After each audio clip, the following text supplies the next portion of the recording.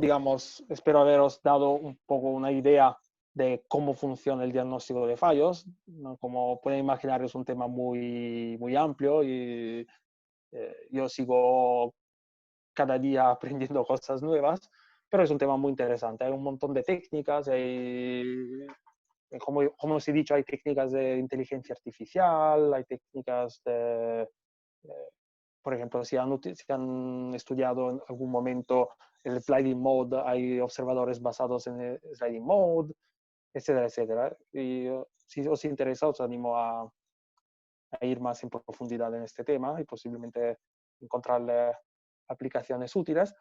Ahora quisiera cambiar totalmente de tema. Bueno, no totalmente porque estamos siempre hablando de fallos, pero en vez de hablar de diagnóstico, hablaremos de control. Eh, Obviamente esto está relacionado con lo anterior en el sentido de que hemos obtenido esa información de que un fallo está ocurriendo en el sistema y ahora ¿qué vamos a hacer con esa información? Bueno, algo muy sencillo, sin incomodar a la teoría del control, es simplemente decir, mira, gracias a mi diagnosticador sé que hay un fallo en el tanque número 7 de mi planta química, con lo cual pueden llamar al personal de manutención para avisarles que hay un mal funcionamiento en esa parte de la planta. Pero aparte de eso, como ingenieros de control, también estamos interesados a utilizar esa información disponible en tiempo real sobre lo que está pasando al sistema para tomar medidas que nos permitan, como dije antes, mantener el comportamiento del sistema cuanto más posible cerca a lo que es el comportamiento sin fallos. Y hay diferentes filosofías para obtener eso. Una, una de las filosofías es esta que se le llama Control Reconfiguration, que básicamente lo que pretende hacer es intentar hacer una compensación del fallo o, por ejemplo, en esta categoría también hay técnicas que lo que pretenden hacer es utilizar la información del fallo para modificar en línea la ganancia del controlador, de forma que se mantenga, bueno, se logre lo de la tolerancia. No será de estas técnicas que hablaré porque debido a mi background y a mi experiencia, digamos, las técnicas que he investigado más son las técnicas, es otra filosofía, entonces me adentraré un poco más en esta filosofía, que es la que se le llama fault hiding.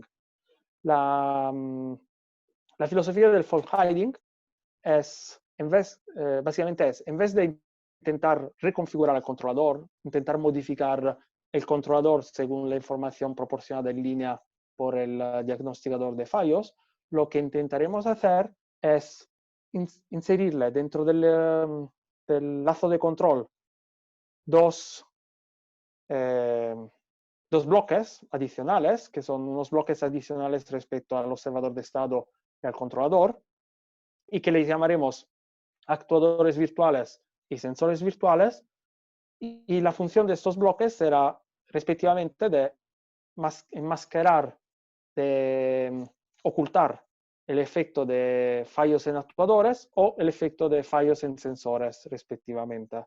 Con lo cual la idea de este fault hiding es básicamente que el virtual actuator y el virtual sensor se tomarán la información que proporcionada por el fault detection and isolation, o por ejemplo por el fault estimator, para hacer una manipulación sobre lo que el controlador ha calculado para asignar a los actuadores una entrada apropiada.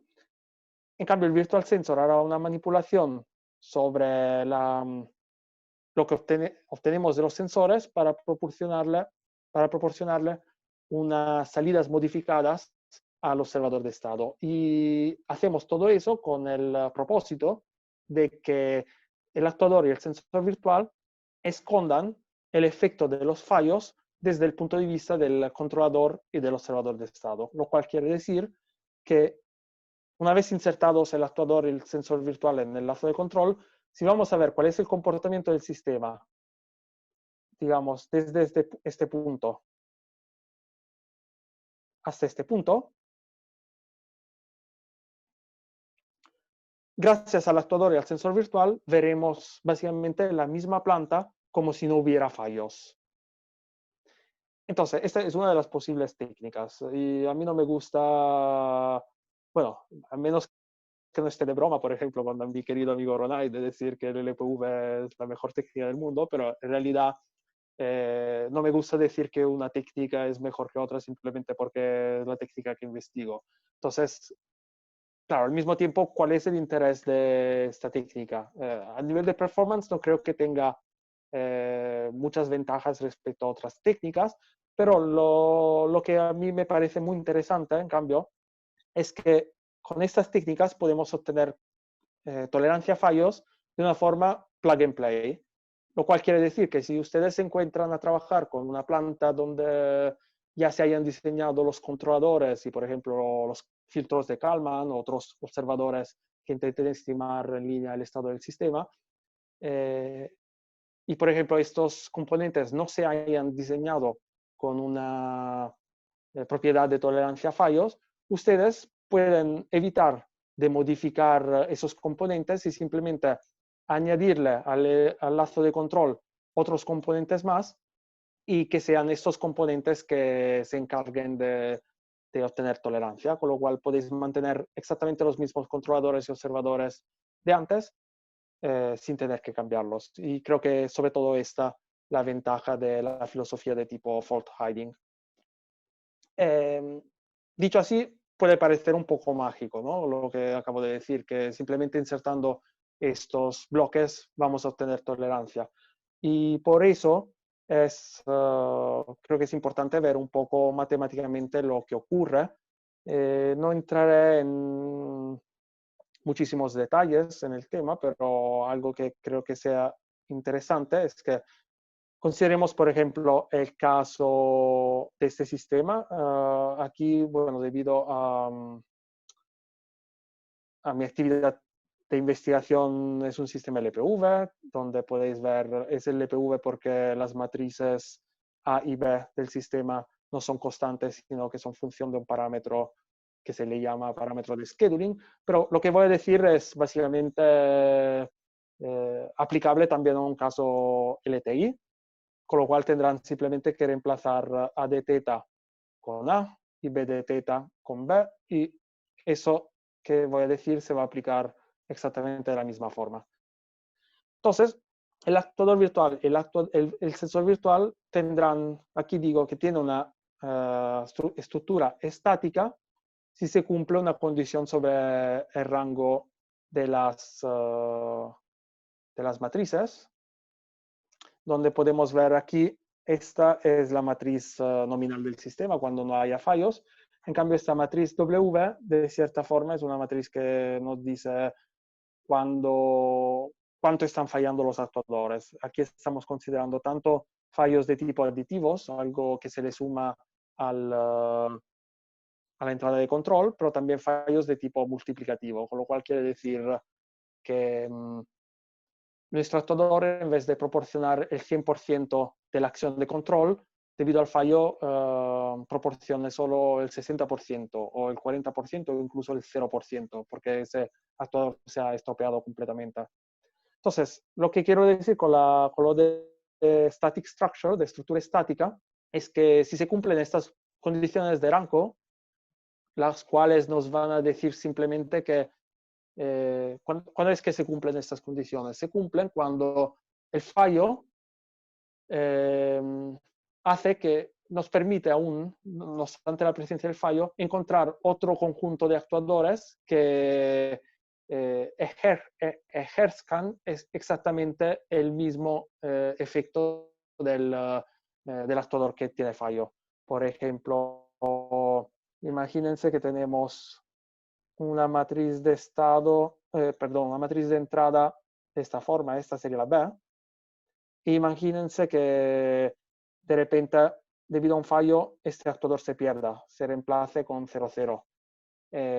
Una manera para obtener tolerancia si nosotros teníamos antes del fallo una entrada de tipo U1 más U2 calculada por el controlador, como que la matriz de entrada es básicamente el efecto del actuador 1, es exactamente el efecto del actuador 2, una manera muy sencilla de obtener tolerancia es aplicarle al sistema 2 veces U1. Y este 2, esta ganancia, es lo que al fin y al cabo acabará haciendo el actuador virtual de una forma un poco más matemáticamente sólida, un poco más compleja, digamos. En cambio, esto, digamos, es el caso sencillo, el caso del actuador virtual estático. Cuando no se cumpla esa condición de rango, en cambio, el actuador virtual es un sistema un poco más complejo que al fin y al cabo no deja de ser otro sistema dinámico. Aquí pueden ver que es un sistema dinámico porque el actuador virtual tiene su propio estado. Y esto no es nada, o sea, es diferente, pero al fin y al cabo, la filosofía detrás y hasta la misma fuente de inspiración para crear el concepto de los actuadores y de los sensores virtuales es el observador de estado. En el observador de estado le añadimos a nuestra planta otro sistema dinámico más, que es el observador de estado, que tiene el objetivo dicho antes, ¿no? De estimar el estado de la planta. En cambio, aquí le vamos a añadir otros dos sistemas dinámicos más, cuyo objetivo será esconder la falla desde el punto de vista del controlador y del observador. Que voy a evidenciar de esta transparencia, simplemente quisiera enseñaros que, por ejemplo, en estas ecuaciones estamos utilizando estimación de los fallos, también, por ejemplo, la estimación de los fallos de tipo multiplicativo, con lo cual esta técnica, según la clasificación que di al principio de la plática, es una estrategia de control tolerante de tipo activo, porque no utilizamos técnicas de control robusto, sino que vamos utilizando en línea la información proporcionada por el diagnosticador de fallos. Y bueno, el sensor virtual es algo muy parecido, simplemente bueno, tiene unas ecuaciones un poco diferentes y tiene que ver con fallos en sensores. Pero lo más importante es que para que entiendan cómo funciona el concepto de los actuadores y sensores virtuales, es que una vez ustedes escriban las ecuaciones del sistema con los fallos, que serían estas ecuaciones de esta transparencia de acá, también escriben la ecuación del observador de estado, que está más arriba, no la voy a recuperar, pero es la que os enseñé al principio, les enseñé al principio de la presentación. Y también le van a poner esta ecuación de estado del actuador virtual y esta ecuación de estado del sensor virtual, haciendo unos cálculos, bueno, que al final son manipulaciones de variables y algo que no es complejo, no es complicado, sino que es un poco largo. Si ustedes se sientan con papel y boli, lo pueden hacer en un cuarto de hora, tal vez. Pero bueno, al fin y al cabo, se puede demostrar que existe una transformación de las variables de estado, no sé si se acuerdan todo el tema de transformaciones de similitud, bueno, una de esas, que nos permita poner el sistema en esta forma.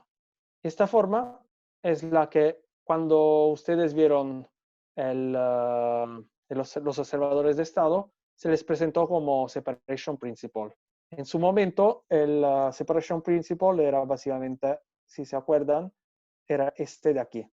Era demostrar que ustedes pueden reemplazar U igual a K por X, lo pueden reemplazar con U igual a K por X estimada, y después de hacer los cálculos, demostrar que la estabilidad de todo el sistema de control formado por planta más controlador y observador de estado depende de la estabilidad del observador de estado y del controlador separadamente, con lo cual pueden diseñar observador de estado y controlador en realimentación de estado independiente y luego ponerlos juntos y que sigan trabajando correctamente. Pues esto no es nada más que una extensión más general, porque lo que pueden ver es que también aquí al final obtenemos una matriz en forma triangular a bloques, donde lo que nos viene a decir es que la estabilidad de todo el sistema de control que tiene fallos y tiene el observador y tiene el actuador virtual y tiene también el sensor virtual, pues esa estabilidad dependerá de la estabilidad del sensor virtual, la estabilidad del observador de estado, la estabilidad de la parte del control y la estabilidad del actuador virtual. Con lo cual, si ustedes ya tenían, porque antes alguien había diseñado en vuestro problema de interés, ya os había proporcionado un observador de estado y un controlador de estado que funcionaran cuando no había fallos, pues ustedes como ingenieros que están contratados para añadirle tolerancia al sistema de control, lo único que tienen que hacer es diseñar el sensor virtual y el actuador virtual. Esta es un poco la idea de interés. Bueno, esto lo llegamos a aplicar y lo guay es que hasta tenemos resultados experimentales con este robot de 4 ruedas. Es un robot un poco especial porque tiene unas ruedas que se les llaman Swedish, supongo porque las inventaron en Suecia, que permiten básicamente que el robot deslice en todas las direcciones sin que las ruedas obstaculicen el movimiento del robot mismo. Y lo interesante de esta plataforma que utilizamos en un proyecto europeo ya hace, bueno, fueron como hace 7 años, es que tiene 4 ruedas, pero se puede demostrar que el sistema sigue siendo maniobrable o controlable incluso con solo 3 ruedas, con lo cual es una plataforma muy bonita, muy útil para testear técnicas de control tolerante a fallos, porque podemos intentar aplicar fallos donde uno de los motores deje completamente de funcionar y ver si nuestra técnica de control tolerante a fallos siga funcionando. Les dejaré, le pasaré el link a Ronay, les pasaré unos vídeos que enseñan lo que pasa tanto en el caso donde se ponga un fallo pero no haya control tolerante y otro caso donde hay un fallo con control tolerante. Aquí hay un poco todo el modelo matemático, es un modelo no lineal. Y les enseñaré los resultados correspondientes a los vídeos. Aquí pongo, sin entrar en detalles matemáticos, digo básicamente, les enseño básicamente lo que hicimos en ese entonces para aplicar el actuador y el sensor virtual, que fue, bueno, teníamos el modelo en la literatura, lo encontramos como las, eh, las entradas de control que se les pasan a las ruedas afectan a la dinámica del sistema, y lo que teníamos que hacer nosotros era identificar los parámetros. Luego lo que hicimos fue, como que el modelo era no lineal, lo transformamos en un sistema LPV, o mejor dicho, cuasi LPV. No me voy a poner muy dentro de porque le digo cuasi. Utilizar Linear Matrix Inequalities, tampoco daré mucha información de esto, pero si están interesados, encantado luego de contestar a preguntas. Esta es una técnica para diseñar los componentes del sistema de control. Las utilizamos porque el sistema es LPV. Si estuvieran en el caso LTI, lo podrían hacer simplemente con el place de MATLAB sin ningún problema. Con lo cual, con el place, si lo han utilizado antes, le van diciendo cuáles son las matrices del sistema y el place les retornará la ganancia del controlador o del observador de estado.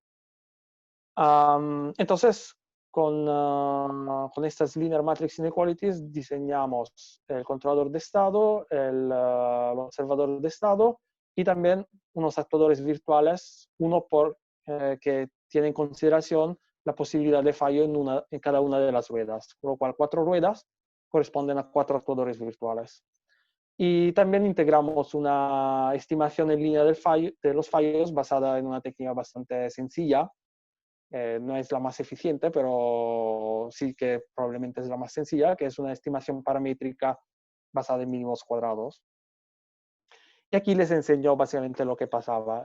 Eso es lo que verán también en el vídeo que le pasaré luego a Ronay, el link. Lo que vamos viendo es que el robot debe seguir una trayectoria circular a partir de una condición inicial que es esta. Y al principio del experimento no hay fallos, con lo cual tanto without y with for tolerant control el robot converge a la trayectoria deseada, pero a partir del momento en que haya fallos, lo que se ve es que cuando no aplicamos la técnica de control tolerante a fallos, el robot empezará a moverse de una manera casual. Lo verán en el vídeo, es como parecería como si de repente se hubiera emborrachado. Que es lo que se ve también en estas gráficas, que no son nada más que lo mismo de la gráfica anterior, pero estado por estado. Posición X, velocidad en X, posición en el eje Y, su velocidad y también el ángulo de orientación del robot con la velocidad angular.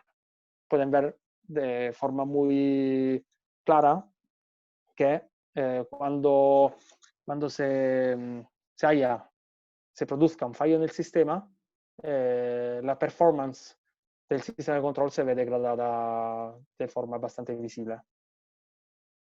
Y estas son las entradas de control y simplemente me sirven para explicarles al fin y al cabo lo que está haciendo el actuador virtual. Lo que está haciendo el actuador virtual es tener en cuenta la presencia de los fallos para poner a cero la entrada de control que se le da al actuador que está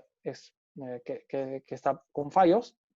Y aquí pueden ver que hay una redistribución de la entrada U0 sobre los otros actuadores, de forma que los otros actuadores de cierta forma compensen el fallo que se está produciendo en el actuador que aquí le llamamos U0. Y el actuador virtual hace todo eso de forma automática utilizando el modelo que tenemos del sistema. Finalmente quisiera acabar con unas palabras sobre el control seguro. Esta es una temática que está muy relacionada con los fallos, pero que está atrayendo más atención en la investigación científica en los últimos años. Ha habido unos cuantos accidentes reales debidos a los que son cyberattacks, o sea, gente que consigue acceder a la planta y, por ejemplo, en el caso de los sistemas de control, modificar los datos proporcionados por los sensores o modificar los datos que se les envían a los actuadores. Con lo cual, se están investigando técnicas que intenten añadirle tolerancia al sistema de control frente a este tipo de ataques.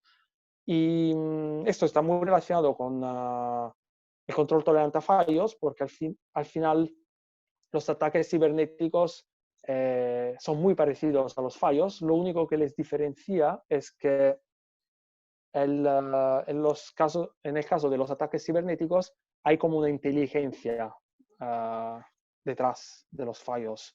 Con lo cual el que ataca a veces puede conseguir información útil sobre, por ejemplo, cómo funciona la planta, sobre su modelo, para hacer algo un poco más sofisticado, que no sea simplemente un fallo, sino, por ejemplo, producir un fallo, pero al mismo tiempo modificar la acción de control para que el fallo no sea visible desde los detectores de fallos y, por ejemplo, modificar los datos de los sensores.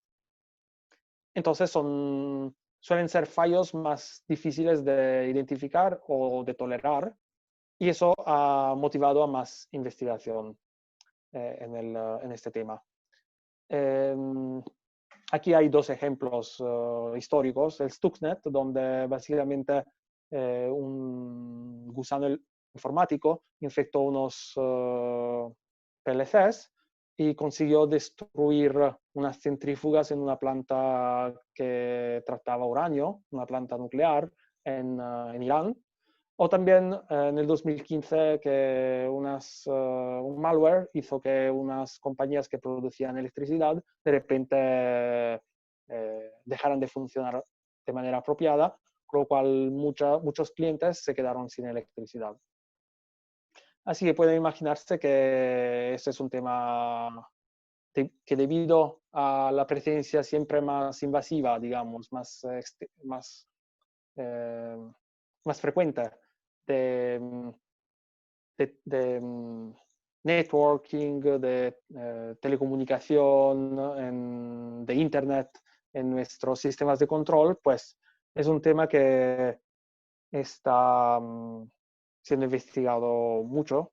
Y aquí, de hecho, ven como el número de papers que se han publicado en la literatura, cuando se busquen, por ejemplo, estas palabras claves, ha aumentado de forma exponencial en los últimos años. Pueden ver también que es un tema muy reciente, porque se empezó a investigar a finales del siglo pasado. Hay muchos tipos de cyberattacks. Aquí les dejo un poco, por si están interesados, cuáles son cada uno de ellos. Los que quisiera decir un poco, unas últimas palabras sobre cómo se trata del control seguro. Pues en este caso lo que tenemos es que nuestro canal de comunicación entre lo que es un controlador remoto y la planta se hace a través de unos canales de comunicaciones que sean inseguros y que pueden ser afectados. Bueno, en este caso particular, la hipótesis es que el canal de observación sea seguro, pero que el canal a través del cual mandamos señales desde los actuadores, desde el controlador a los actuadores, es inseguro. Con lo cual, queremos hacer alguna modificación en el sistema de control para que la planta siga funcionando de la forma correcta, no obstante la presencia de un cyberattack. ¿Y cuál es la diferencia entre un cyberattack y un fallo? Bueno, desde la perspectiva que presento aquí, un fallo era un evento que simplemente pasaba en el sistema y cuando pasa hay que diagnosticarlo para tomar las medidas apropiadas, como por ejemplo enchufar el actuador virtual o el sensor virtual. En cambio, en un ataque hacemos la hipótesis que no hay un fallo en el sistema, sino que hay un atacante que está accediendo al sistema y lo está intentando manipular. Y una hipótesis muy común en la literatura es que el atacante no tenga energía infinita, con lo cual cuando accede a la planta está consumiendo energía y con lo cual no puede estar atacando la planta todo el rato, sino que solo en unos momentos. Hay muchas maneras de modelizar eso. En este caso, simplemente lo que asumimos es que la planta puede ser atacada solo dentro de un periodo de tiempo, por ejemplo, lo que aquí se le llama H, puede ser atacada solo por un intervalo de tiempo, que es lo que aquí básicamente le llamamos con el Tao. Entonces, el problema de interés es, frente a esta hipótesis, ¿hay alguna manera de adaptar los actuadores virtuales para que nos garanticen tolerancia a los ataques que respeten esta condición de limitaciones de energía del atacante? Y bueno, se adaptó en un paper esta técnica de los actuadores virtuales a esta hipótesis y lo que les quiero enseñar es que básicamente bueno, se pueden hacer cosas muy interesantes bajo esta hipótesis, porque se pueden fijar que aquí tenemos una planta que es estable con el actuador virtual, no diverge, mientras que sin actuador virtual podemos ver aquí que los estados divergen.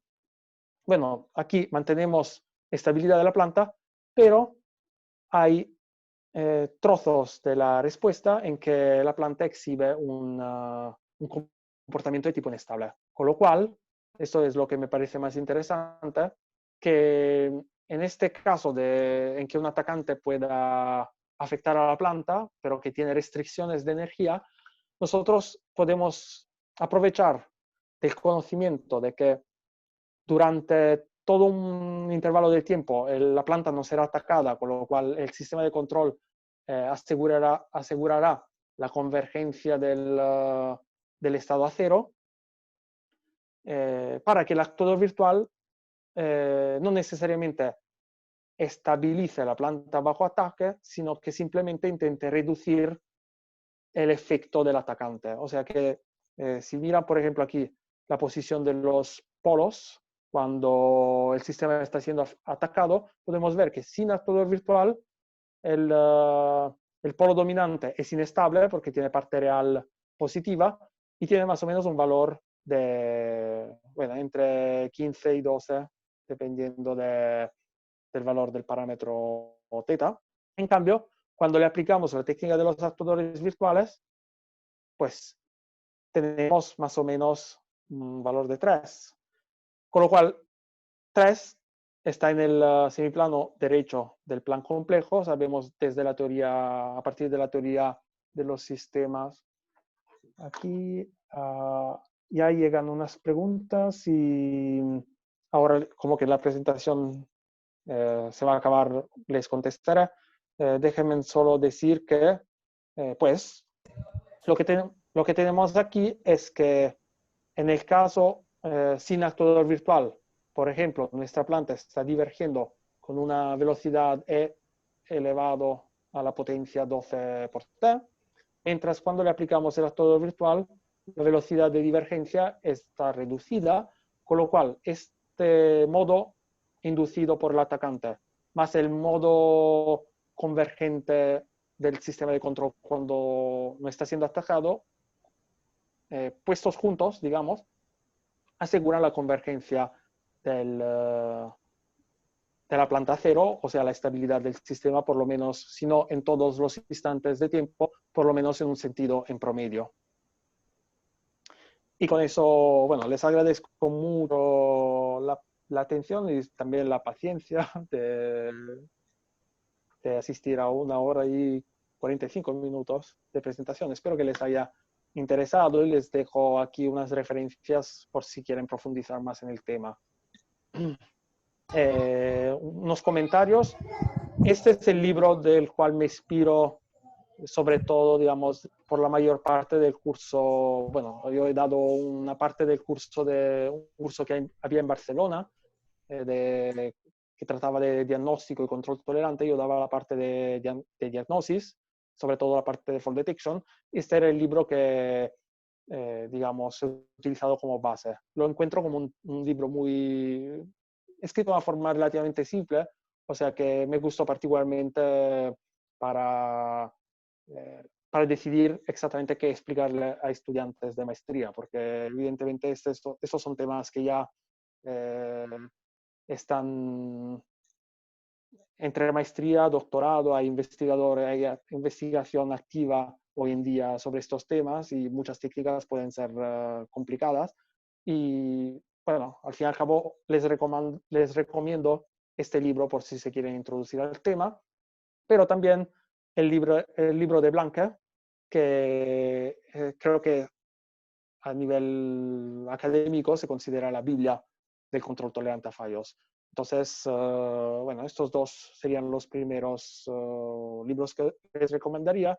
Y luego, si ya han entrado más adentro del tema y quieren profundizar con unas técnicas un poco más complicadas, más complejas, les recomendaría estos dos libros de Nora Taylor y Ponsart, y Chance-Dean, y de Marcin Witzak. También, si en este caso, si están interesados en saber un poco más lo que hago yo personalmente, les aconsejo mi tesis de doctorado, que fue publicada por Springer en 2017, donde encontrarán mitad del libro, que básicamente trata de control tolerante a fallos, En ese entonces aún recién me metía en el tema de diagnóstico, con lo cual no encontrarán nada de diagnóstico ahí, solo control tolerante a fallos. Hablé de Linear Matrix Inequalities, no entré en profundidad en eso, pero si están interesados en sistemas LPV y quieren un tutorial de introducción en este tema, bueno, recién en 2019, juntos con unos colegas, escribimos un tutorial, con lo cual en este paper no encontrarán, o sea, no es una... No aportamos, digamos, nada a nivel de cosas nuevas al mundo científico, sino que tomamos un poco todo lo que se haya investigado en muchos sectores de diseño, análisis y diseño de sistemas lineales con parámetros variantes, y lo que hemos intentado hacer es explicarlo de una forma cuanto más sencilla posible. Lo bueno fue que, bueno, este tutorial se escribió para una revista en lengua española.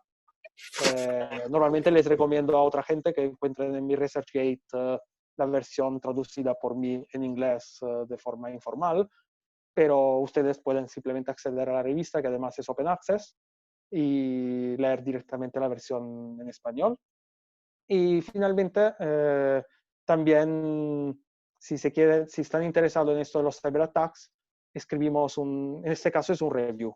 O sea que entonces no tiene como una finalidad de tutorial, de explicar de forma sencilla, pero sí que tiene la finalidad de, nos leímos no sé cuántos papers para ver un poco lo que había hecho la gente e intentar condensar todo en en una review que para quien se quiera introducir y tener una visión general de lo que es el tema de los cyberattacks desde un punto de vista orientado al control, bueno, se puede encontrar la información por ahí.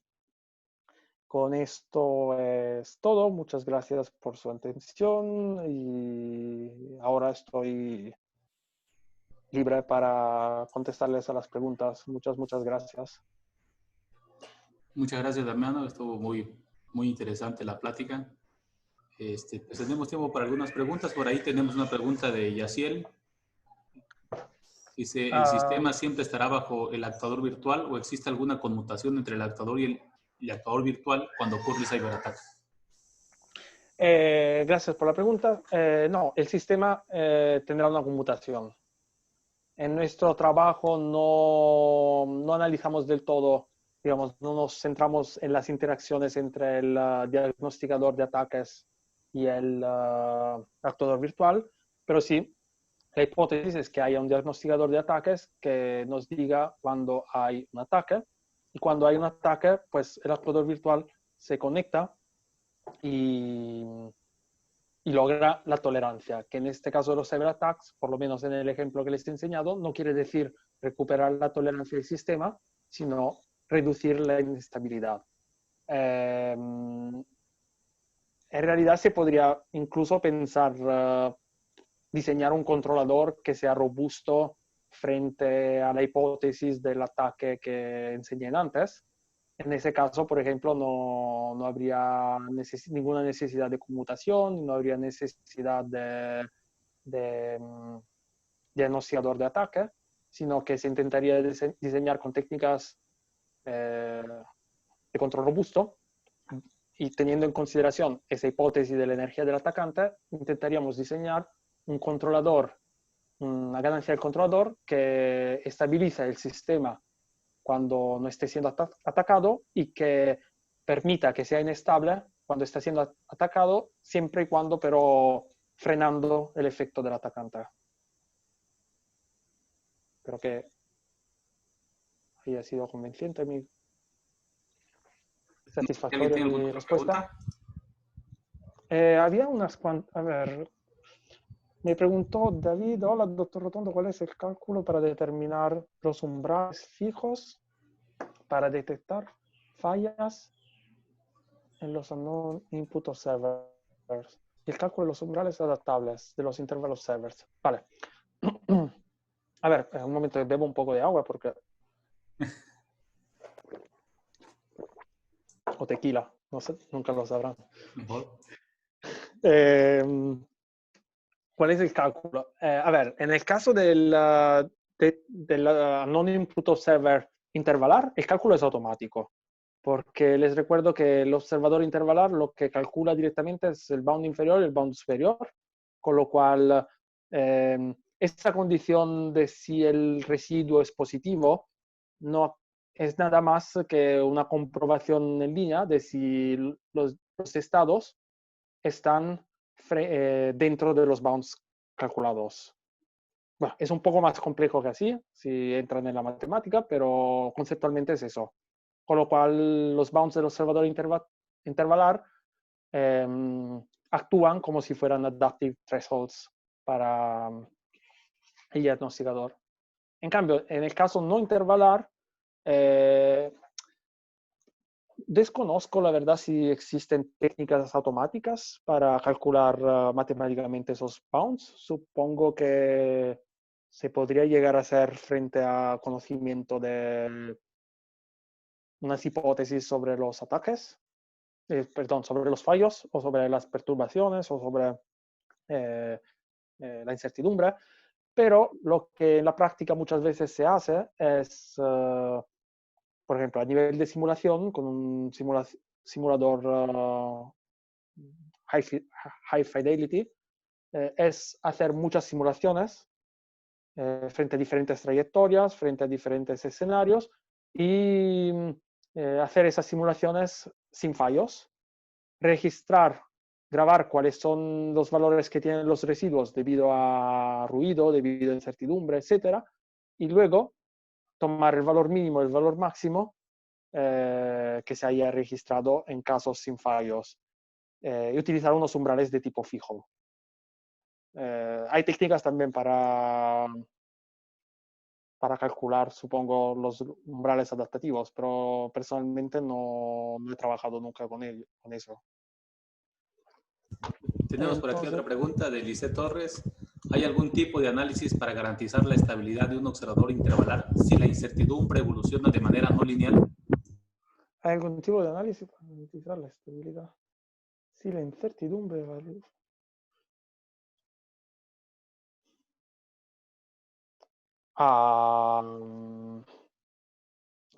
Bueno, es que normalmente lo que yo siempre he visto es son observadores intervalares donde los bounds de la incertidumbre son constantes en el tiempo o son a veces, por ejemplo, para la perturbación la perturbación exógena del sistema, sí que se permite que esas señales varíen en el tiempo, pero el análisis de estabilidad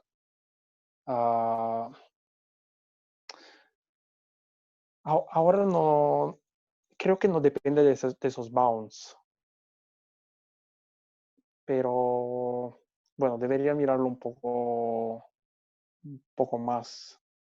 O sea, hay que, en estos observadores intervalares hay que asegurar la estabilidad. Normalmente se hace con un enfoque de tipo de Lyapunov, con temas de input to output stability. Pero ahora, si la incertidumbre evoluciona de manera no lineal, no sé exactamente si cambia algo en esos resultados. Creo que en este caso bastaría que la incertidumbre paramétrica o las perturbaciones deberían de estar acotadas. Sí, exacto. Yo me imagino. Pero es que, claro, si nosotros sabemos cómo evolucionan, porque tenemos un modelo, tenemos un bound, y supongo que esa información se puede tener en cuenta para, por lo menos, mejorar la prestación del sistema. Me imagino. Aquí ya estoy en especulación.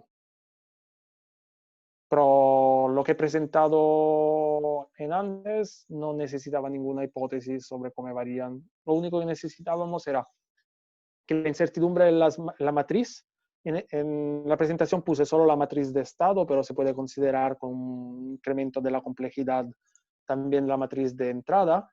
Bueno, que para cada elemento de esas matrices tenemos un límite inferior y un límite superior, y siempre estén ahí dentro. Y un momento, porque a lo mejor que ahora no me acuerdo las ecuaciones, pero claro, o sea, en las ecuaciones que enseña esos bounds son constantes, pero pensaría que en la literatura sí que he visto casos con bounds no constantes. Y claro, si tenemos esa información se puede integrar para mejorar, para hacer algo menos conservador, que es uno de los problemas de estos observadores. Me encantan desde un punto de vista teórico. La primera vez que descubrí, que me topé con básicamente los trabajos de este profesor de IRIA en Lille, Denis Efimov, y descubrí estos observadores intervalares, yo, bueno, quedé muy fascinado. Luego a la hora de aplicarlos me encuentro que son muy conservadores, porque básicamente bueno, es culpa un poco de esta hipótesis. Esta hipótesis es muy fuerte, ¿no? Sobre todo si queremos que nuestro observador intervalar se comporte de forma intervalar, tenemos que elegir estos bounds de una forma bastante grande en un sistema real. Y eso es un poco el drawback que le veo. También tiene la ventaja que te da umbrales adaptativos y te asegura que no haya lo que se le llaman falsas alarmas. O sea que de repente el diagnosticador te diga, ay, mira, hay un fallo cuando en realidad no hay fallo. Este observador intervalar les asegura que no haya ese tipo de falsas alarmas, pero sí que tiene el problema opuesto, que son los que se le llaman misdetection en inglés, detecciones mancadas. ¿Cómo se dice mist? No sé cómo se Perdidas. dice. Perdidas. Detecciones perdidas. O sea que habrá fallos que por su magnitud no son suficientemente grandes de ser separables de lo que la incertidumbre natural del sistema. Tenemos por aquí otra pregunta. ¿El observador intervalar es una alternativa para la detección y aislamiento de fallas como los Unknown Input Observer? Sí. Es otra herramienta matemática que nos permite tratar, bueno, es el mismo problema, pero bajo unas hipótesis diferentes. Y al final lo que les acabo de enseñando es justamente la extensión de los Unknown Input Observer al caso de los observadores intervalares. O sea, que los observadores intervalares originariamente no se desarrollaron en el tema de control de diagnóstico de fallos, sino que se trataron como herramienta para determinar el estado de un sistema bajo la hipótesis de que haya incertidumbres determinísticas acotadas. Con lo cual se diferencia de, por ejemplo, el Kalman filter, que en cambio no hace ninguna hipótesis de que estén acotadas las perturbaciones, sino que hace la hipótesis de que sean estocásticas con un valor promedio y una varianza conocida. Bueno, por aquí tenemos también la eterna pregunta. Por cierto, no pusiste el paper. ¿Cuál es la diferencia de estos sistemas con la teoría de los sistemas Takagi-Sugeno? Que también ahí alguien más lo había preguntado de qué pasó, o si es lo mismo el LPB, el quasi-LPB, el Takagi-Sugeno. Entonces, Ahí. Pues ahí está. Es que esto se va a publicar en YouTube. No quieres que lo vean los puristas. No, más que nada porque me imagino que puede generarse un flame war sobre el tema. No te preocupes, Damiano, tú contesta. Vale. ¿LPB, quasi LPB o Takagi-Sugeno?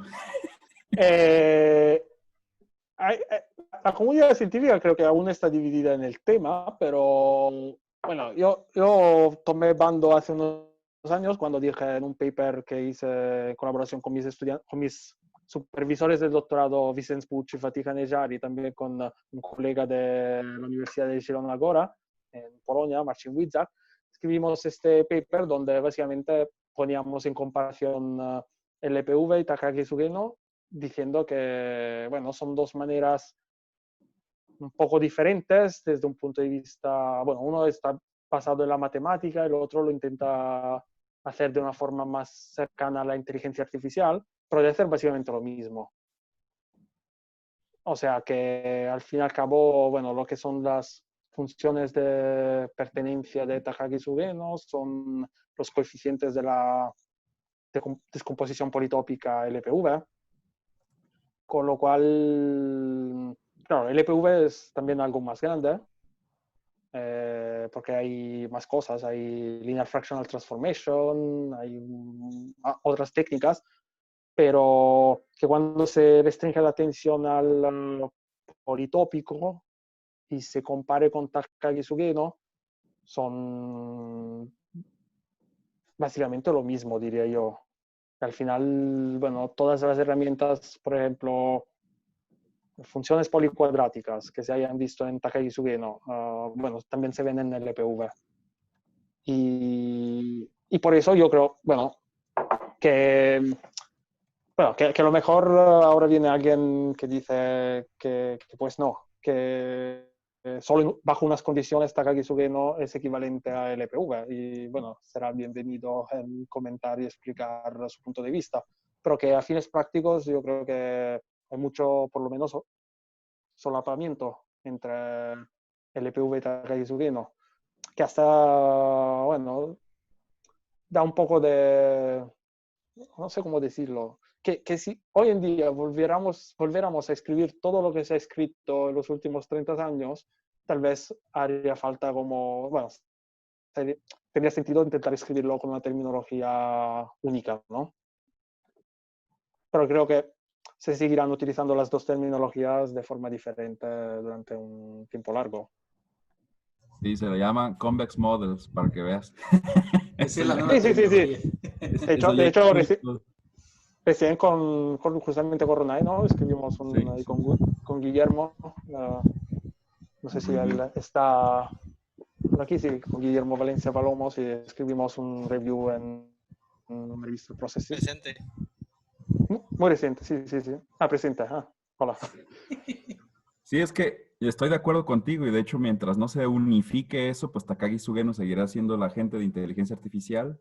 Fuchi para la gente, lo mandas a TAC o a revistas importantes automáticas y te van a decir, ¿y eso qué?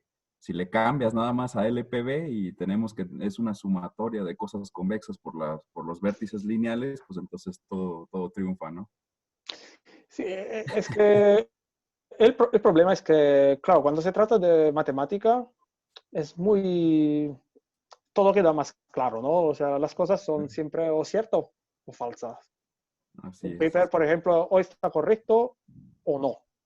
En cambio, cuando se trata más de cosas de terminología, pues, por ejemplo, incluso en fallos, hay gente que a lo de la diagnosis, por ejemplo, le puede llamar solo la detection y la isolation. En cambio, hay otra gente que les llama diagnosis también a la estimation. Hay gente que, en cambio, utiliza la palabra fault identification. Y, bueno, es un poco difícil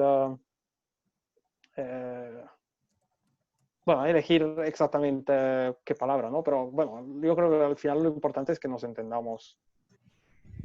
Bueno, yo creo que también Por ese lo es un menos problema, en porque al eso, final es que no nos entendemos, ¿no? Porque por lo menos precisamente...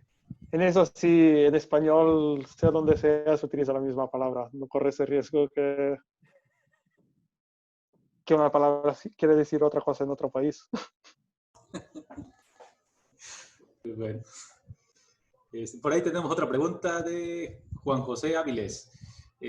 Bueno, ¿qué tipo de vehículo UAV consideró en su trabajo y qué tipo de linealización consideró?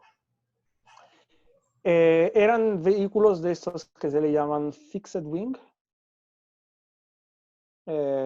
con ala fija, porque luego hay UAVs que son, por ejemplo, quadrotors o multirotors. Y sobre lo de la linealización, no fue exactamente una linealización, fue lo que se le llama non-linear embedding. Es una de las técnicas que permiten transformar un sistema no lineal en un sistema LPV. Y lo que hacen es básicamente tomar las no linealidades y ponerlas dentro de elementos de la matriz de estado. Con lo cual se diferencia de la linealización propiamente dicha, donde normalmente está basada en, por ejemplo, en la serie de Taylor. También tiene ahí otra pregunta que es, ¿pueden aplicarse las técnicas de observadores UIO para sistemas de tipo Takagi-Sugeno y en caso de sistemas lineales de tipo State Dependent Coefficient Factorization, también son aplicables? Para el sistema de tipo Takagi-Sugeno, sí, porque por lo que he dicho, por lo menos según mi punto de vista, Takagi-Sugeno y politópico LPV son lo mismo. Yo lo apliqué a politópicos LPV, por ende se pueden aplicar a Takagi-Sugeno. Y la segunda parte es que State Dependent Coefficient Factorization. Es la primera vez que escucho ese acrónimo, con lo cual no sabría, no sé qué son esos sistemas. O sea, ¿qué es la coefficient factorization exactamente?